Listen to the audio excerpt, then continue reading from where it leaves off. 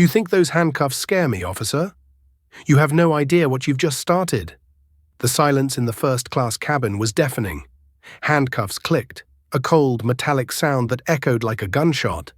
A young woman, calm and composed, stood in the aisle while a sweating, aggressive officer shoved her toward the exit. He thought he was taking out the trash. He thought he was just doing his job. But he didn't check the manifest. He didn't check the ID. And he definitely didn't check the last name. What happened next didn't just ground a flight, it ended a career and shook the entire airport to its foundation. This is the story of Officer Graves and the day he arrested the wrong girl.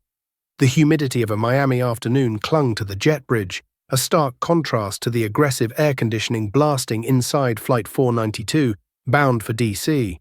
It was one of those days where the air felt heavy, charged with static, the kind of atmosphere that precedes a storm. Zadie Hawthorne adjusted the strap of her leather tote bag on her shoulder. At 26, Zadie carried herself with a stillness that often unsettled people. She wasn't loud, she didn't take up unnecessary space, but she moved with the precision of someone who knew exactly where she was going. Dressed in a cream-colored cashmere sweater and tailored linen trousers, she looked every bit the successful contract lawyer she was, though today she wasn't traveling for business. She was traveling home for her father's retirement party. She stepped onto the plane, flashing a polite, tired smile at the flight attendant, a woman named Sarah, whose name tag was slightly crooked. "Welcome aboard, Ms. Hawthorne," Sarah said, glancing at the boarding pass on Zadie's phone. "You're in 2A, first class, right this way." "Thank you," Zadie murmured. She moved into the cabin. It was mostly empty, the boarding process having just begun for the priority groups. She found seat 2A, a wide plush leather seat by the window. She slid her carry-on, a modest high-end roller, into the overhead bin with practiced ease. That was when the energy shifted. A heavy boot stepped into the first-class cabin. The floor vibrated slightly. Officer Derek Graves wasn't supposed to be on this flight. He wasn't an air marshal, but a senior officer with the airport authority who had been flagged to transport a prisoner transfer witness to DC, though the witness was seated back in economy with a junior deputy. Graves had taken it upon himself to sweep the front of the plane, a habit born of 20 years of self-importance and a badge that had gone to his head long ago. Graves was a man who looked like he was carved out of granite and bad temper. He had a buzz cut that was a week too long and eyes that were perpetually narrowed, scanning for threats that usually didn't exist. He walked with a swagger, his thumbs hooked near his belt, right next to his service weapon. He paused in the aisle, his eyes sweeping over an elderly couple in 1A and 1B, then sliding over a businessman in 2B who was already typing furiously on a laptop. Then his gaze landed on Zadie. She was settling into her seat, pulling a pair of noise-cancelling headphones from her bag. She didn't look at him, she didn't need to. But Graves stared. He stared at the expensive bag. He stared at the cashmere. He stared at her skin. "Excuse me," Graves barked. It wasn't a question. It was a command. Zadie paused, headphones halfway to her ears. She looked up, her expression neutral. "Yes?" "Let me see your boarding pass," Graves said. He didn't introduce himself. He didn't say please.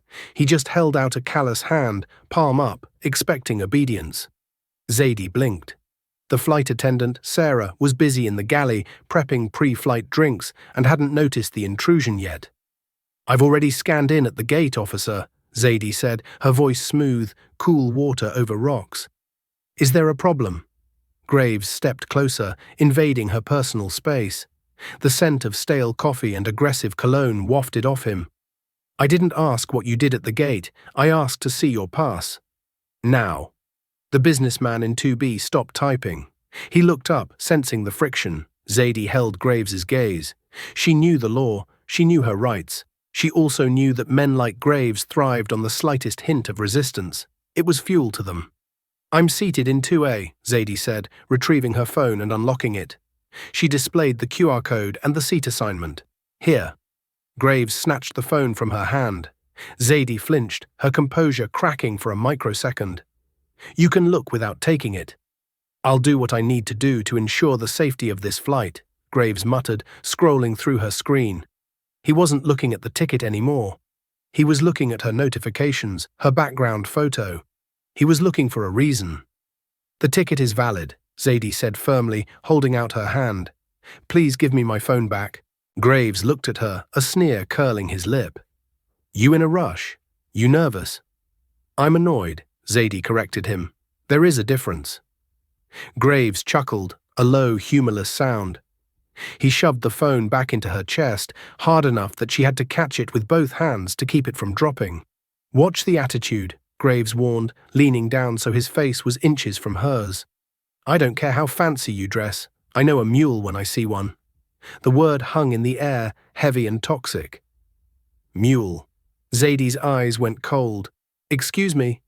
"You heard me?" Graves straightened up, adjusting his belt. "We've had tips about narcotics moving through first class. Easy way to hide in plain sight. You fit the profile." "What profile is that?" Zadie asked, her voice dropping an octave, becoming dangerous. "The profile of a paying customer?" "Don't get smart," Graves snapped. "I'm watching you. One wrong move, one suspicious trip to the bathroom, and you and I are going to have a very long conversation." He turned and marched toward the economy section, bumping his shoulder against the bulkhead as he went. Zadie sat there, her heart hammering against her ribs, not out of fear, but out of a white-hot fury she hadn't felt in years. She took a deep breath, inhaling the recycled air. She looked out the window at the tarmac, watching the baggage handlers toss suitcases onto the conveyor belt. "Calm down," she told herself. "Don't let him ruin this. Dad's party is tonight. You just need to get to DC." But the universe, it seemed, had other plans. The plane began to fill up. The noise level rose as passengers shuffled past, banging bags against seats, complaining about overhead space. Zadie put her headphones on, but she didn't play any music. She just wanted to dampen the world. 10 minutes passed, the boarding was nearly complete. Then she saw him again. Officer Graves was coming back up the aisle from economy, dragging a heavy carry-on bag that clearly didn't belong to him. He was red-faced, looking flustered and angry. He stopped at row 2 again. "You," he pointed at Zadie. Zadie slid her headphones off. "Officer, is this necessary?" "Get up," Graves said. "Why?" "I need to check your overhead bin. We have a luggage discrepancy in the back. I need to move some bags around to make weight. Your bag needs to be checked." This was a lie. Anyone who flew frequently knew this was a lie. Weight distribution wasn't solved by moving one carry-on from first class to the hold. "My bag fits perfectly fine," Zadie said, glancing up at the bin, "and I have medication in there. I'm not checking it." "I didn't ask for your permission," Graves shouted. The sudden volume made the cabin go silent. Even the pilot, Captain Henderson, poked his head out of the cockpit door. "What's going on back there?" Henderson asked, his voice booming. "Just handling a non-compliant passenger, Captain," Graves yelled back, not breaking eye contact with Zadie. "She's refusing a direct order regarding flight safety protocols." "I am refusing to have my property seized without cause," Zadie said, unbuckling her seatbelt and standing up. She was tall, 5'9", and in her heels she was nearly eye-to-eye with Graves.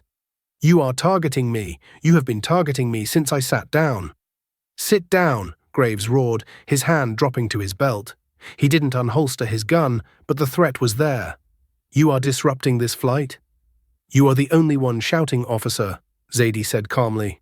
"That's it," Graves hissed. He reached out and grabbed Zadie's wrist. His grip was iron-tight, painful. "Let go of me," Zadie said, her voice sharp. "You're under arrest," Graves announced, pulling her into the aisle. "For what?" The businessman in 2B stood up now. "Hey, look, she hasn't done anything. You can't just sit down or you're next." Graves spit at the businessman. He twisted Zadie's arm behind her back. Zadie winced, a sharp pain shooting up her shoulder. "You are making a mistake," she whispered through gritted teeth. "A massive mistake." "The only mistake was letting you on this plane," Graves growled. He shoved her forward toward the open cabin door. "Get moving. We're going back to the station. You can explain your medication to the dogs." The walk from seat 2A to the aircraft door was only about 15 feet, but it felt like a mile. Every eye in the cabin was glued to Zadie. Some looked terrified, others looked skeptical, and a few, The ones who always assumed the worst looked validated, as if they knew someone like her didn't belong in first class. "Officer, stop!" Sarah, the flight attendant, rushed forward, blocking the aisle. She was a small woman, but she held her hands up, palms out. "You can't just drag a passenger off the plane like this. We haven't even pushed back. If there's an issue, we need to call the gate agent." "I am the authority here," Graves barked, his face turning a shade of purple that suggested high blood pressure. "She's interfering with flight crew duties and resisting an officer." "She wasn't interfering with me," Sarah argued, her voice trembling slightly but standing firm. "She was sitting quietly. You're the one causing a scene." Graves stopped. He looked at Sarah with pure venom. "You want an obstruction charge too, sweetheart? Move." He shoved past Sarah, knocking her hip against the beverage cart. Sarah gasped, grabbing the handle to steady herself. "That is assault," Zadie said. Her voice was no longer just calm, it was icy, detached, the voice of a lawyer analyzing a crime scene. "You just assaulted a flight crew member. That is a federal offense, Officer Graves." Graves froze. He spun Zadie around, pinning her against the bulkhead wall near the galley. The metal was cold against her cheek. "You like talking law?" Graves sneered, pressing his forearm into her upper back. "Here's the law. I say jump, you jump. I say you're a threat, you're a threat. Nobody cares about your little technicalities." "Officer?" Captain Henderson was now fully out of the cockpit. He was a grey-haired man with the weary look of someone who just wanted to retire. He looked at Graves, then at Zadie, then at Sarah, rubbing her hip. "Release her," Henderson said. His tone wasn't a request. "Now." Graves hesitated. He loosened his grip slightly, but didn't let go of Zadie's wrist.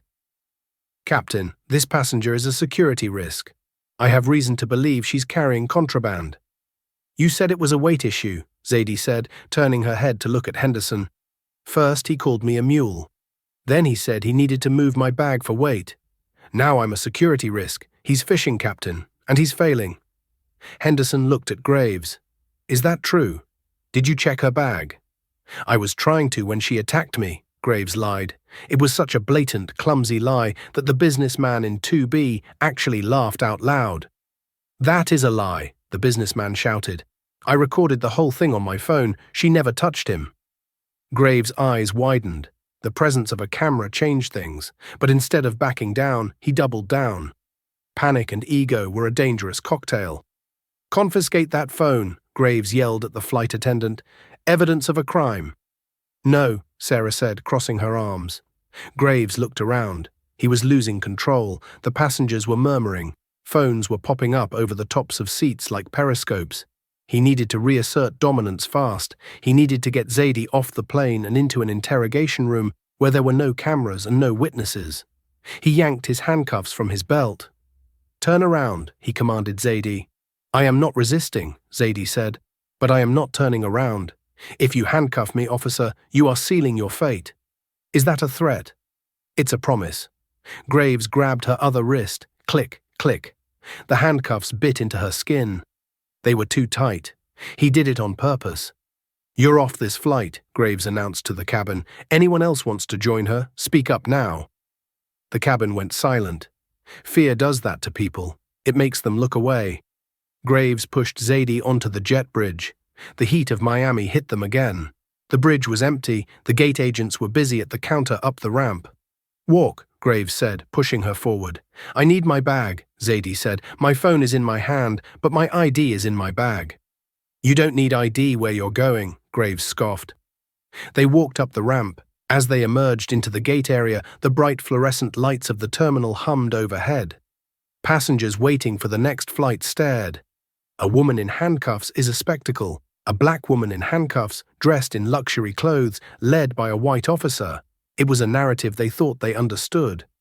Graves marched her over to a row of chairs near the podium and shoved her down.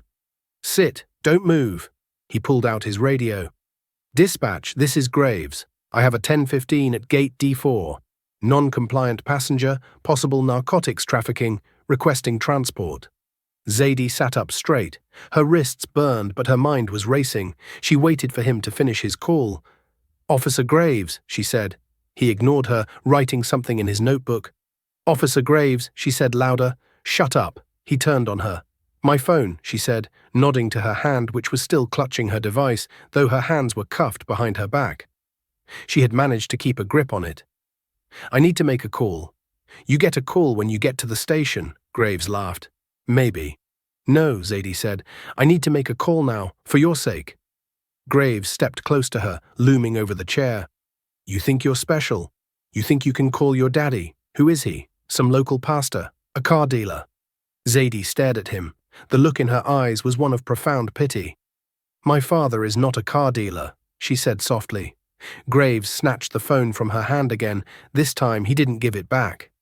He looked at the screen. It was locked, but a notification popped up. A calendar reminder. "Dinner with Dad and the Governor, 7:00 p.m. Graves frowned. He read it again. Governor, probably a nickname for some uncle. "I'm keeping this," he said, shoving her phone into his pocket. "You just stole my property," Zadie noted. "Add larceny to assault, false imprisonment, and deprivation of civil rights." "I'm seizing evidence," Graves corrected. At that moment, the gate agent, a woman named Linda who had known Graves for years and tolerated him at best, walked over.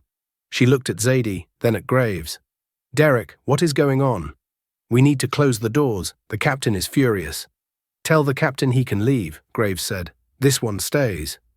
"She was in 2A, Linda said, looking at her manifest. "That ticket cost $3,000, Derek. She's a platinum flyer." "She's a criminal," Graves said. "Linda," Zadie said. Her voice was calm. "Please, can you ask the officer to check the luggage tag on my bag? The one he left on the plane." "We aren't checking anything," Graves snapped. "Linda," Zadie continued, ignoring him. "My name is Zadie Hawthorne. Does that name ring a bell?" Linda frowned. "Hawthorne. Waiting. Are you related to Reginald Hawthorne?" The air around them seemed to freeze. Graves rolled his eyes. "Who the hell is Reginald Hawthorne?" Linda looked at Graves, her face draining of color. She looked terrified, not of Zadie, but of the situation. "Derek," Linda whispered, "Reginald Hawthorne isn't just a judge. He's the Chief Justice of the Federal Circuit Court, and his wife, Zadie's mother, is Eleanor Vance, the former ambassador to the UN. Graves paused. His brain tried to process the information, but his ego put up a firewall. "So? Rich parents don't make you innocent." "Derek, you don't understand," Linda hissed. "The airport authority is currently negotiating a contract that Judge Hawthorne has oversight on, and the Hawthorne family. They don't just sue, they end things." Zadie leaned back in the uncomfortable airport chair, the handcuffs biting into her wrists. "Officer Graves," Zadie said, "my phone. Give it to Linda, let her unlock it. I need to call my father. He's expecting me for dinner. If I don't show up, he will send the state police to find me. And if they find me in handcuffs—" She let the sentence hang there. Graves looked at the phone in his pocket. He looked at Zadie. He looked at the plane. The seed of doubt had been planted. But for a man like Graves, doubt looked a lot like anger. "I don't care who your daddy is," Graves said, though his voice lacked the conviction it had 5 minutes ago. "You disobeyed an order. You're going to booking." He grabbed Zadie by the arm again, hauling her up. "Derek, don't!" Linda cried out. "Call security," Graves ordered Linda. "Get a cruiser here, now." He was committed. He had gone too far to back down. If he let her go now, he admitted he was wrong. If he booked her, he could invent a narrative, plant some evidence, make it stick. It was the only way out. Or so he thought. "You really shouldn't have done that," Zadie said as he dragged her toward the exit. "Shut up," Graves muttered. But as they walked through the terminal, Zadie saw someone she recognized. A tall man in a dark suit, standing by the pretzel stand, looking at a tablet. "Mr. Sterling," Zadie shouted.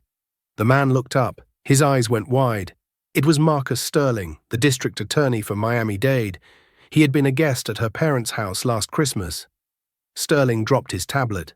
He looked at the handcuffs. He looked at Graves. He looked at Zadie. "Zadie." Sterling ran over, his face a mask of shock. "What in God's name is happening?" Graves stopped. He recognized the district attorney. Every cop knew the DA. "Mr. Sterling," Graves said, his throat suddenly dry, I have a suspect here. Narcotics profile." Sterling looked at Graves like he was a bug on a windshield. Then he looked at Zadie. "Zadie, are you okay?" He assaulted me, Marcus, Zadie said. He assaulted the flight attendant. He stole my phone, and he's kidnapping me. Sterling turned to Graves. His voice was very, very quiet. Officer, uncuff her. Sir, I have probable cause. Uncuff her, Sterling roared, his voice echoing through the terminal. Right now. Do you have any idea who this is? She's a suspect, Graves stammered. She is the daughter of the man who swears in the president, Sterling spat, and she is a senior litigator for the Civil Rights Division. You just arrested a woman who writes the laws you are supposed to enforce. Graves felt the blood leave his legs. The twist had arrived. But the nightmare for Officer Graves was only just beginning. The standoff at Gate D4 had attracted a crowd. Travelers with neck pillows and oversized coffees stopped to gawk. Phones were raised like a field of black rectangles, capturing every second of the confrontation. District Attorney Sterling stood between Officer Graves and Zadie, his chest heaving with exertion and rage.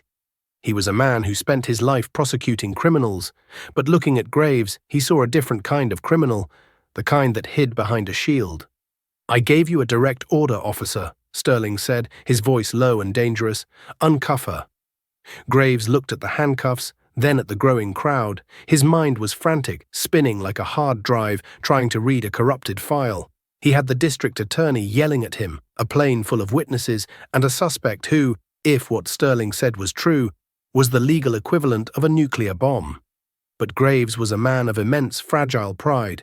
To uncuff her now, in front of everyone, was to admit defeat. It was to admit he was wrong. And Derek Graves was never wrong. Mr. Sterling, Graves said, his voice tight, I appreciate your position. But this is an active police matter. You have no jurisdiction over airport security protocols. I have arrested this woman for disorderly conduct and resisting an officer. If she is who you say she is, she can sort it out with the judge in the morning. There won't be a morning for your career if you take another step, Sterling warned. I'm following procedure, Graves shouted, trying to convince himself as much as the crowd. He grabbed Zadie's bicep again, harder this time. Move! Ow! Zadie gasped, stumbling as he yanked her. Hey! A voice boomed from the jet bridge doorway.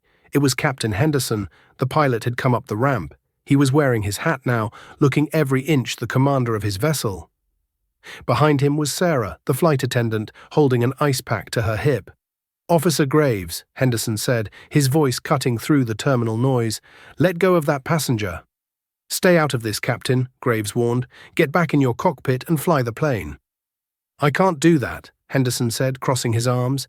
You see, under FAA regulations, I cannot operate a commercial aircraft if I believe there is an unresolved security threat or a witness intimidation issue regarding my crew. You assaulted my flight attendant. You assaulted a passenger. And now you are removing a key witness to a federal crime. Graves froze. What federal crime? Yours, Henderson said simply. The captain turned to the gate agent, Linda, who was trembling behind the podium. Linda, Henderson said, shut it down. What? Linda blinked. The flight, Henderson said loudly. Cancel the pushback. Tell the tower Flight 492 is grounded indefinitely due to police misconduct and witness tampering on the jet bridge. Offload the bags. Deplane the passengers. You can't do that, Graves screamed. You can't ground a flight because of one arrest. I just did, Henderson replied calmly. Nobody leaves this airport until Ms. Hawthorne is released and you are removed from this terminal. The murmur in the crowd turned into a roar. The flight was cancelled. Inside the plane, the announcement was made. Passengers groaned, but then the whispers started. The businessman in 2B, the one with the video, stood up and shouted to the economy cabin.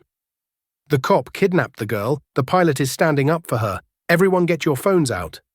Back in the terminal, the atmosphere shifted from curiosity to hostility. The crowd wasn't mad at the pilot. They were looking at Graves. They saw a bully. Officer Graves, Zadie said. She hadn't struggled. She hadn't screamed. She just stood there, the calm eye of the hurricane. Do you hear that?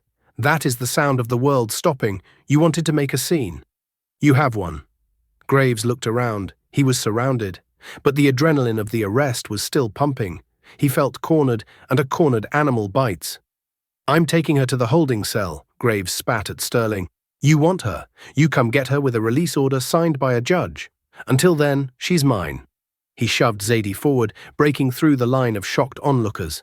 Sterling lunged to stop him, but two TSA agents, confused and following the uniform hierarchy, stepped in Sterling's way.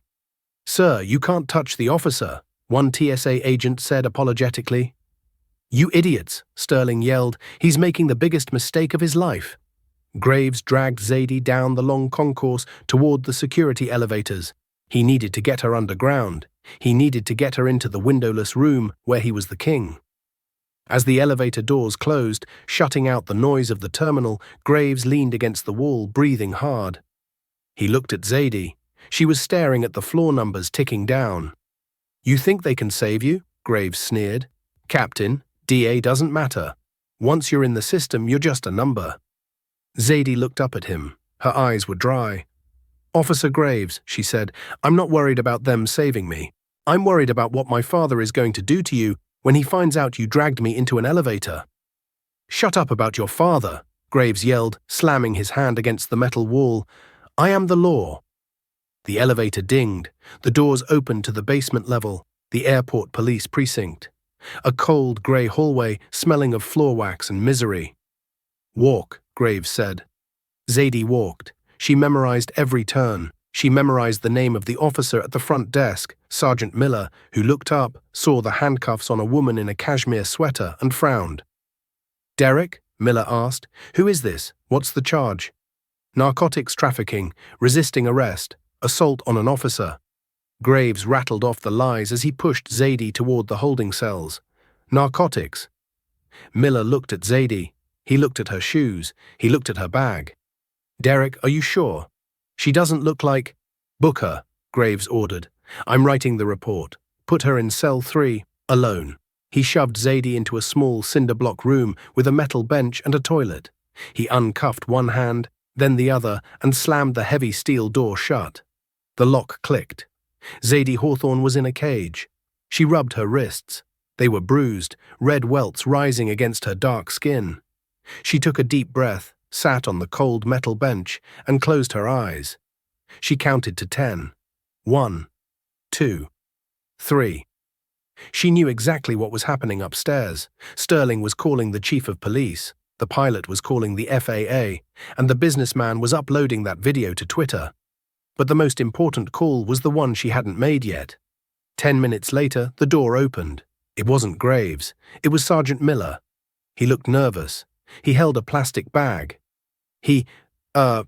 Officer Graves went to the break room to start his paperwork," Miller said, his voice hushed. "He left your phone on the desk. It started ringing. It says Dad. It's rung 5 times. Miller held out the phone. He was breaking protocol, but his gut told him something was very, very wrong with this arrest. "Thank you, Sergeant," Zadie said politely. She took the phone. She swiped the screen. She didn't call her dad back immediately. First, she called her father's chief of staff, a woman named Patricia, who was more feared in D.C. than most senators. "Zadie?" Patricia's voice was crisp. "You're late. The senator is asking where you are." "Patricia," Zadie said, her voice trembling just enough to be effective. "I'm in a holding cell in the basement of Miami International. I've been arrested by Officer Derek Graves. False imprisonment. Assault. He refused to look at my ID. He implied I was a drug mule." There was a silence on the other end of the line. A silence so profound it felt like the air had been sucked out of the room. "Are you hurt?" Patricia asked. Her voice had lost all warmth. It was now pure steel. "My wrists are injured. I was shoved. I'm currently locked in cell 3. "Stay on the line," Patricia said. "I am patching in your father. And I am patching in the director of the FBI. Do not hang up." Officer Graves sat in the break room, nursing a lukewarm coffee. His hands were shaking slightly. He told himself it was just the adrenaline. He told himself he had done the right thing. She was arrogant. She needed to be taught a lesson. He'd find something in her background, a parking ticket, a drunk disorderly from college, anything to justify the stop. He opened his laptop to start the arrest report. Subject, unknown female, refused ID. He paused. He had her ID in her bag, which was currently sitting on the evidence table. He should probably go get it. He walked back out to the booking desk. Sergeant Miller was standing there, staring at a computer screen, his mouth slightly open. "Miller, where's the bag?" Graves asked. Miller didn't look up. "Derek, you need to look at this." "I don't have time," Graves said, reaching for the leather tote bag on the counter. "Derek," Miller shouted, "look at the news." Graves looked at the TV mounted in the corner of the room. It was tuned to CNN. The banner at the bottom was bright red. Breaking news. Miami airport shut down, flight grounded after racially motivated arrest of Judge Hawthorne's daughter. Graves felt the room spin. The screen showed a shaky cell phone video, the businessman's video. It showed Graves screaming. It showed him grabbing Zadie. It showed Sarah, the flight attendant, getting shoved. The news anchor was speaking rapidly. "This video, uploaded 20 minutes ago, has already been viewed 3 million times. It allegedly shows a senior airport police officer assaulting Zadie Hawthorne, a prominent civil rights attorney and daughter of Chief Justice Reginald Hawthorne. The pilot of Flight 492 has refused to fly in protest." Graves dropped his coffee cup. It shattered, brown liquid splashing over his boots. She wasn't lying," Graves whispered. "You idiot," Miller whispered back, backing away from Graves as if he were contagious. "Do you know who called here 2 minutes ago? The governor, the actual governor of Florida, Derek. He wants to know why the Chief Justice of the Federal Circuit Court is threatening to designate Miami International a federal crime scene." Graves stumbled back. I followed protocol." "You profiled the wrong girl," Miller said, "and you didn't just step in it. You drowned in it." Just then, the heavy steel door to the precinct flew open. It hit the wall with a thunderous crash. 3 men in suits walked in. They weren't airport security, they weren't local PD. They wore crisp, navy blue suits with earpieces. They moved with a fluidity that was terrifying. Behind them walked a man who looked like he owned the oxygen in the room. He was older, tall, with salt and pepper hair and a face carved from granite. He wore a tuxedo, the bow tie undone, hanging loose around his neck. He had clearly come straight from a gala. It was Reginald Hawthorne, and behind him was the airport police chief, looking like he was about to vomit. "Where is she?" Reginald asked. His voice wasn't loud, it was a deep, resonant rumble that vibrated in the floorboards. "Sir, you can't be back here," Graves stammered, his instinct to be authoritative kicking in despite his fear. "This is a restricted area." One of the men in suits stepped forward and flashed a badge. "FBI, Special Agent in Charge." "Step aside, officer," the agent said. Reginald Hawthorne didn't even look at Graves. He walked straight to the booking desk. "Open the cell." Sergeant Miller scrambled for the keys. "Yes, Your Honor. Right away, Your Honor." Miller ran to cell 3 and unlocked the door. Zadie stepped out. She was still composed, though her hair was slightly messy and her wrists were visibly swollen. Reginald saw the marks on her wrists. His jaw tightened. A muscle in his cheek twitched.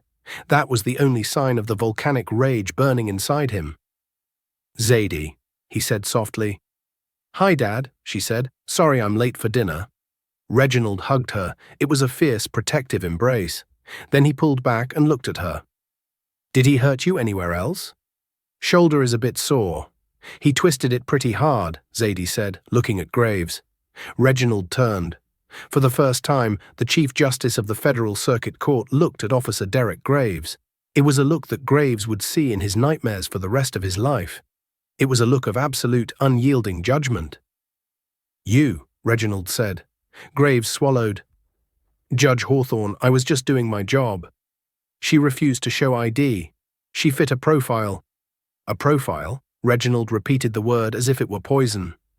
"My daughter, a Yale law graduate, a taxpayer, a citizen of this country, fit a profile." "She was suspicious," Graves said, his voice cracking. "Chief," Reginald said, not taking his eyes off Graves. He spoke to the police chief cowering in the corner. "Is this man still employed by you?" Strictly speaking, there are union procedures," the chief stammered. "Procedure," Reginald nodded. "I know procedure well. I've written books on it."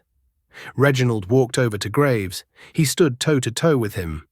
Reginald was an inch taller, but he felt 10 feet taller. "Officer Graves," Reginald said, "you have detained a federal witness. You have assaulted a flight crew member. You have violated the Fourth Amendment rights of a citizen." And you have done so under the color of authority. Reginald reached out. Graves flinched, thinking he was going to be hit. But Reginald didn't hit him. He reached out and tapped the gold badge on Graves' chest. "This does not belong to you anymore," Reginald said. "You can't fire me," Graves said, a desperate laugh bubbling up. "I have tenure. I have the union." "I'm not firing you," Reginald said. "I'm indicting you." The FBI agent stepped forward. He pulled a pair of handcuffs from his belt. "Derek Graves," the agent said, "you are under arrest for deprivation of rights under color of law, federal kidnapping, and interference with commerce by threats or violence." Graves' eyes went wide. "What? Kidnapping? That's insane. You removed a passenger from a federal aircraft without cause and held her against her will," the agent said, spinning Graves around. Click, click. The sound was identical to the one Zadie had heard an hour ago, but this time the handcuffs were on the other wrists. "This is a mistake," Graves screamed as they marched him toward the door. "I know people. I'm a good cop." Zadie watched him go. She didn't smile. She didn't gloat. She just rubbed her wrist. "Karma," she whispered. "It comes at you fast."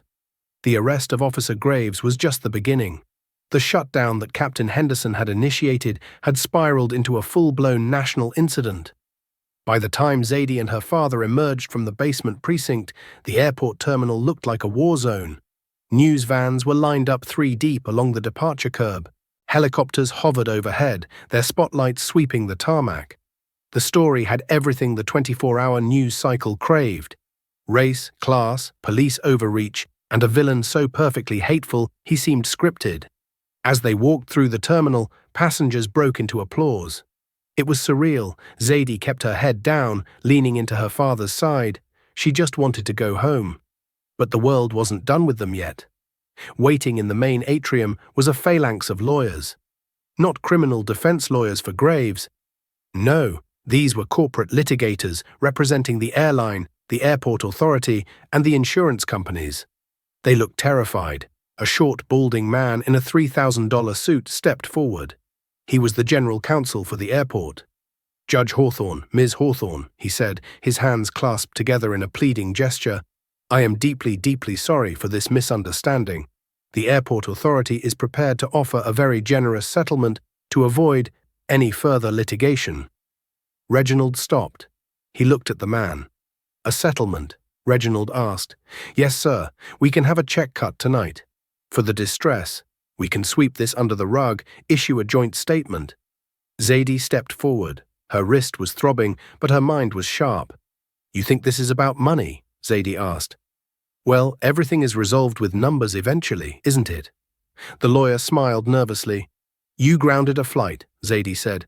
"You let a man like Graves run unchecked for 20 years. I saw his file on the desk, sir. 22 complaints. Excessive force, racial profiling, sexual harassment, and you buried every single one." The lawyer paled. "How did you see his file?" "Sergeant Miller is very helpful when he realizes his department is about to be dissolved," Zadie said. "You didn't just have a bad apple. You had a rotten orchard, and you watered it." "We will be filing suit," Reginald said. "Civil rights violations, negligence, emotional distress. But not just for Zadie." Reginald swept his hand toward the crowd of passengers watching them. "We are filing a class action lawsuit on behalf of every passenger on Flight 492 who was detained, traumatized, and delayed by your employee's ego. And we are subpoenaing every internal record this airport has generated since 1995. The lawyer looked like he was having a heart attack. A class action led by the Hawthorne family would bankrupt the airport authority. It would freeze bonds. It would stop construction projects. It was a financial death sentence. "Please, Judge," the lawyer begged. "We can fire the chief. We can change the policies." "You should have done that yesterday," Reginald said. "Come, Zadie." They walked out the automatic doors into the humid Miami night. A black SUV was waiting. As Zadie climbed into the back seat, she saw one last thing. A police cruiser was parked near the curb. In the back seat, slumped against the window, was Derek Graves. He was watching the cameras, the lights, the lawyers, and the black SUV. He locked eyes with Zadie. He looked small. The swagger was gone. The granite face had crumbled. He looked like a man who had just realized that he wasn't the main character of the world. He was just the villain of the week. Zadie held his gaze for a second, then pressed the button to roll up the tinted window. The glass slid up, erasing him from her view. The weeks that followed were a blur of depositions and headlines. But for Derek Graves, time moved in slow motion. He was sitting in his living room, or rather, the living room that used to be his. His wife, Sharon, had packed her bags 3 days after the arrest. She didn't leave because he was arrested. She left because the news crews wouldn't stop camping on their lawn, and because the internet had dug up everything. They found her Facebook. They found his kids' Instagrams. The hard karma wasn't just hitting him. It was splashing onto everyone he knew. His son had been cut from the varsity football team because the coach didn't want the distraction. His daughter had deactivated her social media after receiving thousands of messages asking why her dad was a racist. Graves was alone, suspended without pay. His union representative, a guy named Tony who usually got him out of everything, had stopped returning his calls. The phone rang. It was his lawyer, a public defender, because the union had refused to pay for private counsel, citing a gross misconduct clause in his contract. "Derek," the public defender sounded tired. "We have a problem." "What now?" Graves rasped. He hadn't shaved in a week. He was drinking whiskey out of a mug at 10 a.m. "The Hawthorne team just dropped the discovery dump," the lawyer said. "They have the body cam footage from the other officers. They have the security tapes. And, Derek, they have the flight attendant's testimony." So Sarah, the flight attendant, testified that you called Ms. Hawthorne a mule before you even saw her ID. That proves premeditated bias. It destroys your qualified immunity defense. "I was doing my job," Graves yelled at the empty room. "No, you weren't," the lawyer said bluntly. "And it gets worse. The federal prosecutor is adding a charge, deprivation of rights resulting in bodily injury, because of the shoulder injury and the bruising." "That's a felony," Graves whispered. "It carries up to 10 years, Derek. And with the Hawthorne family pushing this, they aren't going to offer a plea deal. They want a trial. They want to put you on the stand on national television and dissect you." Graves dropped the phone. He looked around his empty house. The silence was heavy. He thought about that moment on the plane, the split second where he decided to escalate instead of listen. The moment his ego took the wheel. He had felt so powerful then. He had felt like a god. Now he was just a man waiting for the mail to arrive, bringing a subpoena that would end his life as he knew it. But the legal system wasn't the only thing coming for him. His phone buzzed again, a notification. It was an email from his pension fund. "Notice of suspension of benefits, pending criminal investigation." He stared at the screen. 20 years on the force. All that overtime, all those holidays worked, gone. He was going to lose the house. He was going to lose his truck.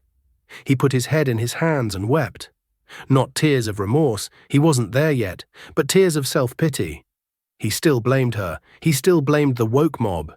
He couldn't see that he had built this prison brick by brick, year by year, every time he bullied someone because he could. Meanwhile, across town, Zadie Hawthorne sat in a high-rise conference room. The table was covered in files. Across from her sat the board of directors for the airport authority. "We accept all terms," the chairman said, his voice defeated. "Good," Zadie said. "The settlement amount will be donated to a legal defense fund for victims of police profiling." "And the policy changes?" "Implemented immediately," the chairman said. "Independent oversight for all detentions, body cams on at all times, and mandatory de-escalation training led by a firm of your choosing." Zadie nodded. She signed the document. She walked to the window and looked out at the city.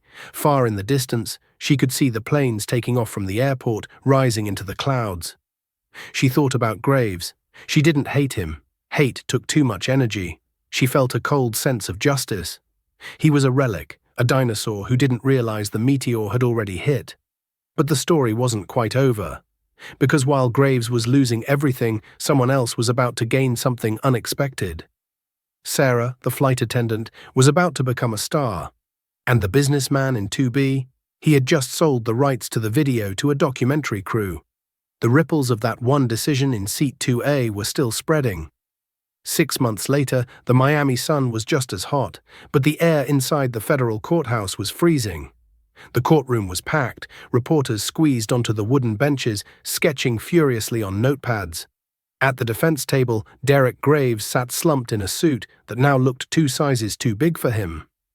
The past half-year had hollowed him out. The stress, the public shaming, and the financial ruin had taken their toll. He looked 20 years older.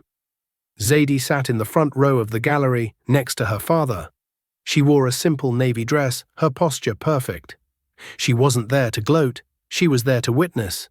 The trial had been brutal. The prosecution hadn't just used the video, they had paraded a line of witnesses. Previous victims of Graves who had been too afraid to speak up until now. A college student he'd harassed for walking suspiciously. A grandmother he'd detained for 3 hours over a bottle of prescription pills. Zadie had opened the floodgates, and the truth had poured out. "Will the defendant please rise?" Judge Ramirez commanded. Graves stood up. His legs shook. "Derek Graves," the judge began, looking down over her spectacles. "You betrayed the public trust in the most egregious way possible. You used the power of the state to intimidate, harass, and assault citizens based on your own prejudices. You mistook fear for respect and cruelty for policing." The room was silent. You could hear the hum of the air conditioning. "On the count of deprivation of rights under color of law, I find you guilty. On the count of false imprisonment, guilty. On the count of assault, guilty." Graves closed his eyes. A single tear tracked through the stubble on his cheek. "I am sentencing you to 8 years in federal prison," Judge Ramirez declared, "followed by 3 years of supervised release. Furthermore, you are permanently barred from holding any position in law enforcement or security. You are to pay restitution to the victims in the amount of $200,000. A gasp went through the room. It was a heavy sentence for a first-time conviction, but the message was clear. The badge is a shield, not a sword. As the bailiffs moved in to cuff him, Graves looked back at the gallery. He found Zadie. For a moment, he looked like he wanted to say something. To scream, to beg, to blame her. But he didn't. He saw the quiet strength in her eyes, the same strength he had tried to break on the plane. He lowered his head, defeated, and let the officers lead him away. The click-click of the handcuffs was the final period at the end of his career. Outside the courthouse, the media swarm was intense. Microphones were thrust into Zadie's face. "Ms. Hawthorne, do you feel justice was served?" a reporter shouted. "Ms. Hawthorne, what do you say to the police union?" Zadie stepped up to the microphones. She adjusted the strap of her bag, the same leather tote she had carried on that flight. "Justice isn't about putting one man in prison," Zadie said, her voice clear and ringing. "It's about ensuring that no one else has to feel that fear again. Today we didn't just punish a bully. We reminded everyone that dignity is not something an officer gives you. It is something you are born with, and no one has the right to take it away." She smiled, turned, and walked away, her father's hand resting proudly on her shoulder. Life moved on, but it had changed for everyone involved. Sarah, the flight attendant who had stood between Graves and Zadie, was no longer pouring drinks at 30,000 feet. With the settlement money from the lawsuit, she had started a consulting firm that trained airline staff on de-escalation and passenger rights. She was now the boss, and she never let anyone mistreat her crew. Captain Henderson retired a hero. The airline, fearing a PR backlash if they fired him, gave him a golden parachute. He spent his days fishing in the Keys, the man who grounded a flight to stand up for what was right. And Zadie? 2 weeks after the verdict, Zadie was back at Miami International Airport. She walked through the terminal, past the spot where she had been arrested. The air felt lighter. She approached the gate for a flight to London. The gate agent scanned her pass. "Ms. Hawthorne," the agent smiled. "Welcome back. We have you in seat 1A today." "Thank you," Zadie smiled back. She walked down the jet bridge. She stepped onto the plane. She stowed her bag in the overhead bin.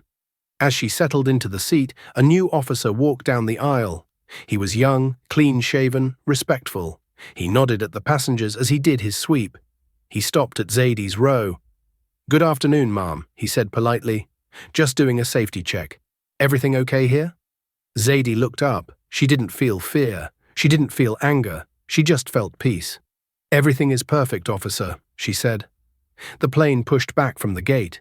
As it taxied to the runway and lifted off, soaring above the clouds, Zadie looked out the window. The world below was small, the people invisible. But she knew that down there, things were a little bit fairer, a little bit juster, because she had refused to stay seated.